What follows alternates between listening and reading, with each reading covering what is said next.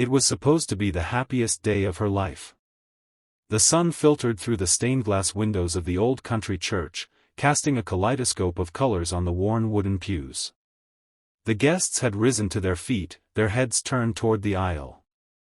There, in a delicate ivory dress she had borrowed from a friend, stood Emma, clutching a small bouquet of daisies and trying to steady her breath. Her heart pounded, not just from nerves, but from the weight of everything she had endured to make it to that moment. But just as she took her first step forward, the silence shattered. A murmur passed through the pews. Then came the sound of rustling suits and whispered disgust. A stern voice from the altar echoed, sharp as a blade, "You don't belong here." And just like that, in front of everyone, she was asked to leave, thrown out of the church on her wedding day. Not for anything she had done wrong, but for who she had been. A single mother. Unmarried. Unforgiven. If you believe in kindness, in second chances, and in the power of compassion, please like this video, share it with someone who needs hope, comment your thoughts, and subscribe to channel name. Your support helps stories like this reach hearts that need them most. Emma Williams was no stranger to hard choices. At 22, she had lost both her parents in a car accident, leaving her to care for her teenage brother while she was still in college.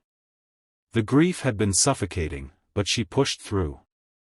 She worked nights at a local diner, took online classes during the day, and somehow managed to keep food on the table. But life had one more twist in store. In the midst of that chaos, she fell in love, deeply, unexpectedly, with a man who promised forever. That promise vanished the moment she told him she was pregnant.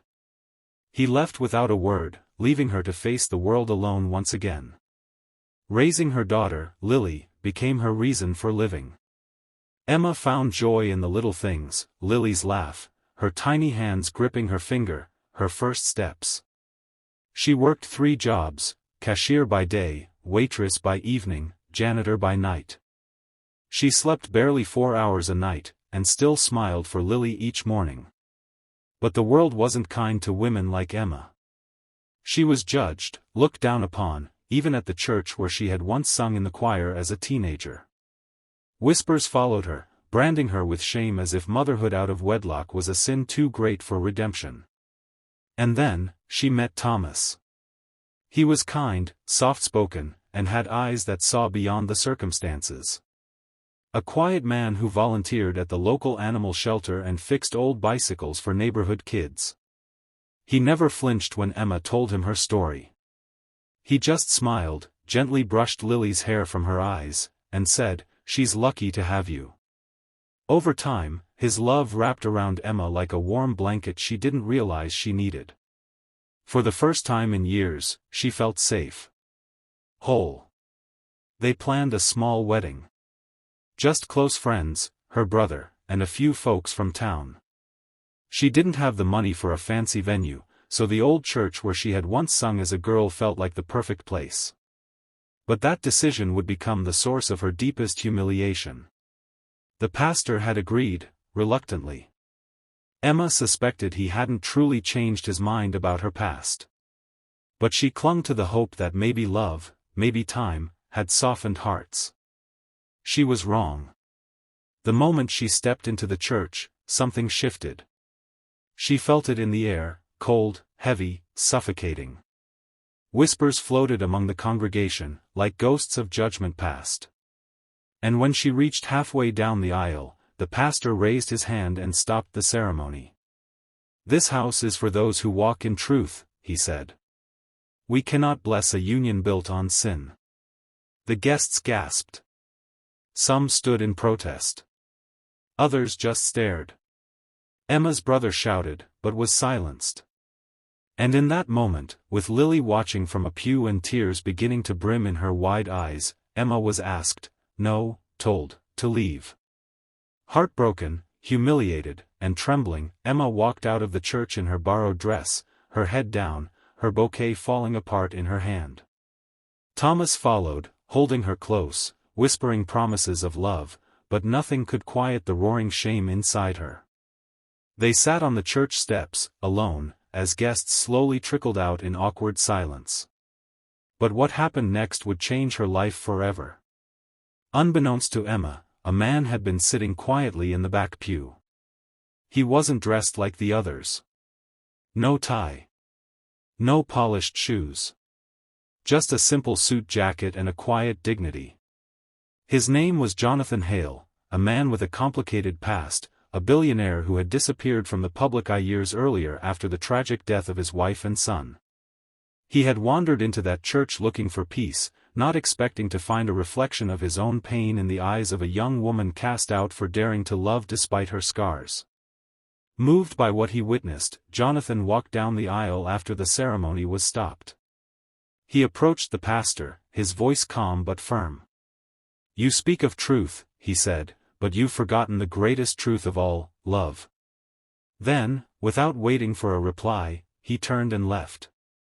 Outside, he found Emma sitting on the steps, Thomas holding her hand, Lily leaning on her lap. Jonathan knelt before them and said, "If you'll allow me, I'd like to give you the wedding you deserve." Emma was stunned. She didn't know who this man was, but something in his voice, his presence, made her believe. And within hours, things began to unfold like a dream. A private estate was opened. Flowers arrived. A string quartet set up in the garden. Guests were transported, food was catered, and dresses were pressed. That evening, as the sun set behind the hills, Emma walked down a flower-lined aisle with Lily holding her hand and Thomas waiting with tears in his eyes. Under a canopy of lights and stars, Jonathan officiated the ceremony himself. And this time, there was no judgment, only love. The guests wept. Even the pastor, who had followed in guilt, stood at the back, silent, humbled. Jonathan didn't stop there. He offered to pay for Emma's education, to help her build a future not just for herself, but for Lily. When she hesitated, overwhelmed, he simply said, "When I lost my family, I thought my heart would never heal. But seeing you fight for love, reminded me that healing comes when we choose compassion." Emma went on to graduate with a degree in social work. She opened a shelter for single mothers, giving them the second chance she had once needed so desperately. Thomas supported her every step of the way, and Lily grew up surrounded by love, not judgment. And Jonathan? He became a part of their lives, not as a benefactor, but as family. Lily called him Grandpa, and every year, on Emma and Thomas's anniversary, he retold the story of the wedding that wasn't, and the love that was stronger than rejection. If this story touched your heart, if it reminded you of the beauty of kindness, the strength of second chances, and the courage it takes to stand back up after being knocked down, please like this video, subscribe to channel name, and share it with someone who needs a little light today. Special request, if this story moved you, please comment below with the word grace and share what part of Emma's journey resonated with you most. Your words might inspire someone else to keep going.